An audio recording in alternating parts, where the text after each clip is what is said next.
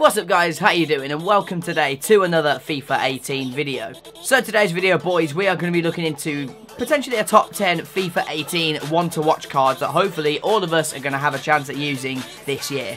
So make sure to leave your suggestions down in the comment section down below if I've missed anyone out or if you believe someone else should have been in there. Also, don't forget to like and subscribe, and let's get into player number 1 of my top 10 of the one to watch cards for FIFA 18. So as you can see, we're in a brand new little screen right now, and to my left or right, I really don't know, but it's Corentin Tolisso. He's obviously got his move to Bayern Munich. He was insane last year, and he was quite an overpowered card on FIFA 17. Now with that upgrade, is he going to be part of Hullet Gang? That's another question that's going to, well, hopefully he gets it. That's all I'm saying, because he's going to be a pretty useful card to have. So if you think about it, Bayern, they needed a few more players, and in that midfield role, he's basically replaced Xabi Alonso, hasn't he? So this FIFA, could we link him with the likes of Kante, Pogba?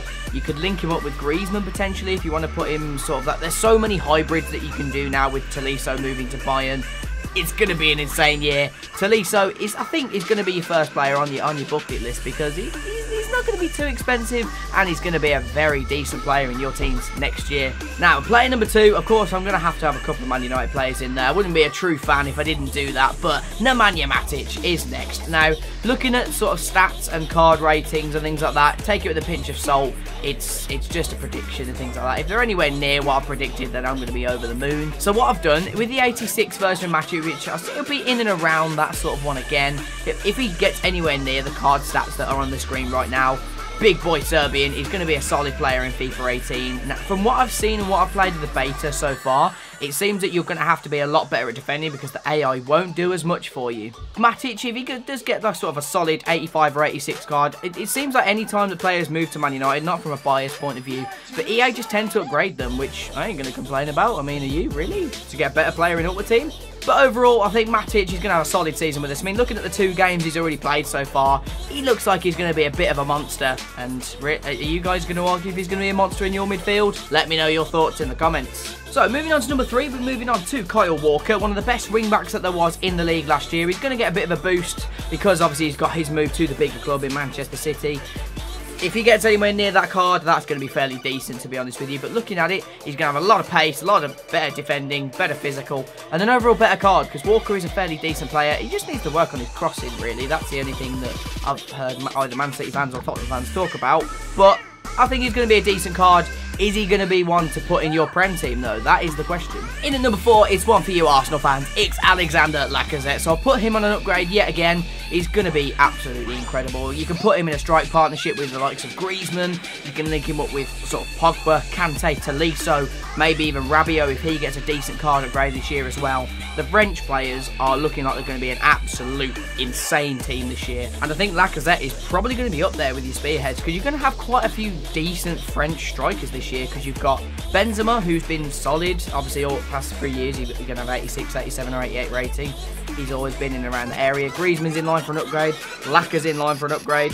Giroud, although he's slow, fairly decent at finishing, I suppose. That's one for you Arsenal fans, really. But Lacazette, now that he's in the Prem, the teams that you guys are going to be able to build with that card in the BPL team, it's just going to be insane. Moving into the halfway stage of my predictions of the one to watches for FIFA 18, we have the boy Romelu Lukaku. Now, I think he's definitely one of those in line for an upgrade this year, so this is a bit of a one to watch and upgrade episode today. I think hopefully you guys will enjoy that, but 87, 86, I think that's the rating that Lukaku's going to get this year, with obviously with the card that he's got there. Is it going to be anywhere near that? I really do hope so, because that might replicate what he can do, because he's not the best at dribbling, but he's definitely one of the strongest, and he actually is fairly quick. Looking at what he's done at Everton and then what he's done already at Man United already this season, just that one run down the line, he was rapid. I couldn't actually believe how quick he was for such a big guy. So Romelu is going to be an absolute monster. We already know it so far, the 2 games that we're in at the Premier League. And he's going to be a beast. But do you guys agree with the 87 rated? Like I said before, let me know in the comments your guys' opinion. That's really what I do want to know going into FIFA 18. Okay, so this one's going to be a little bit more of an interesting one. So Douglas Costa has obviously got his move to Juventus. Now, Douglas Costa last year was one of my favourite cards to use. I'm not really one of those that likes to do skills that much, but I have my select skills that I use in-game. And Douglas Costa was one of my favourite players doing it, where if I get my remote, LB, obviously no touch dribble, honestly, Douglas Costa was absolutely insane with doing that. I think he's going to get a bit of a stat leveler, I think, because he's a lot quicker and his dribbling is a lot better than what his card was suggesting back in FIFA 17. But overall, Douglas Costa playing in that Juventus side, of course, he's going to get that hyperlink to Alexandro that you can then link him in with Casemiro to go to a different type of BBVA team. There's so many things that you can do now with Douglas Costa, and linking it in with cheap Serie A players that are going to be overpowered with the likes of like Ronaldo, Casemiro, any Real Madrid or BBVA players. It's going to be pretty exciting how we can fit a team together around Douglas Costa. So although as a Man United fan, I probably won't use this card that much in this game this year, but Mohamed Salah, he had a very, very good season with Roma last year. He's in line for a definite upgrade, obviously, from his year at Chelsea, which was just... he was really awful and had to go back off to the Italian league to get back where he was.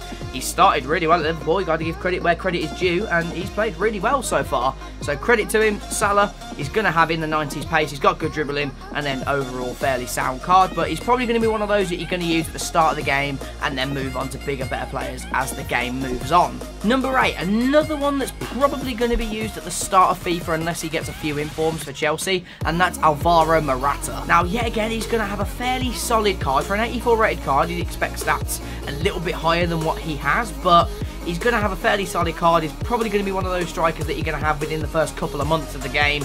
If he's one of those overpowered ones, I'm not sure whether he will be or not. Time will tell. But he'll have fairly decent stats. 83 pace, 83 shooting, fairly decent physical. And he's going to be a solid player to put in your Premier League team. And if you do want to sort of hybrid it up with any Spanish players from whether it be Thiago from Bayern, or if you want to do sort of like La Liga sort of team, it'll mix it quite well for you. And now, literally, because I've delayed this video, I was planning to release this like a few days ago, but it's managed to come to today, to the 24th, and of course, Zlatan Ibrahimovic has just re-signed a contract with Manchester United, so could Ibrahimovic be a one-to-watch card? That is the question. I really hope he does, because he didn't get one last year. Now, would you say that he's a new signing? Because obviously he's just re-signed for us, but he's technically a new signing, isn't he? And if EA would love to give him a one-to-watch card, I would absolutely love it if people would get it. I don't think he's going to get a downgrade, although EA tend to just mug people off while they get injured or they get older.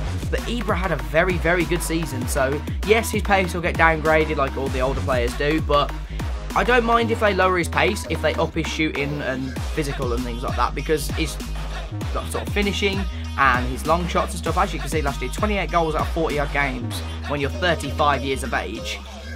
EA, you best be giving my boy Ibra a very good card, okay? And you boys all know who's going to be last in the pile. It's your boy Neymar, the most expensive footballer on the planet. So what I've done with this card, Neymar's got a 94 rating. Is it going to be like that? He'd probably get like a 92 or 93. He's had a very, very good season with Barca. But now that he's moved to PSG, he's absolutely smashing up League 1 right now, I should say. Is he going to get the Ballon d'Or within the next few years, though? That is the question. I hope he does, because he's a very, very good player. But is Ronaldo and Messi still going to dominate the Ballon d'Or scene within the next few years? Time will only tell. But to be honest, if I get to use that Neymar card, he's going to get so many informs. So that one-to-watch card is probably going to be one of the most expensive cards that there is going to be all year round, along with all your icons and things like that.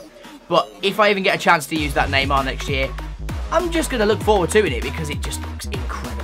So there you boys have it. That is my 10 sort of decent players that are going to be hopefully one-to-watch cards in FIFA 18. So if you boys thought that I missed someone out, or you think that there's potentially going to be a few more signings coming around the door, then do let me know in the comment section down below. I'd love to hear your thoughts about it, and smash a like if you did enjoy. So the boys, let me know what other videos you'd like to see before the kick-off of FIFA 18. I've got all my ideas ready to go. We may be doing a Road to Glory, but I'll give you some more info when I can. So thank you guys for watching, and I'll catch you guys in the next FIFA 18 video.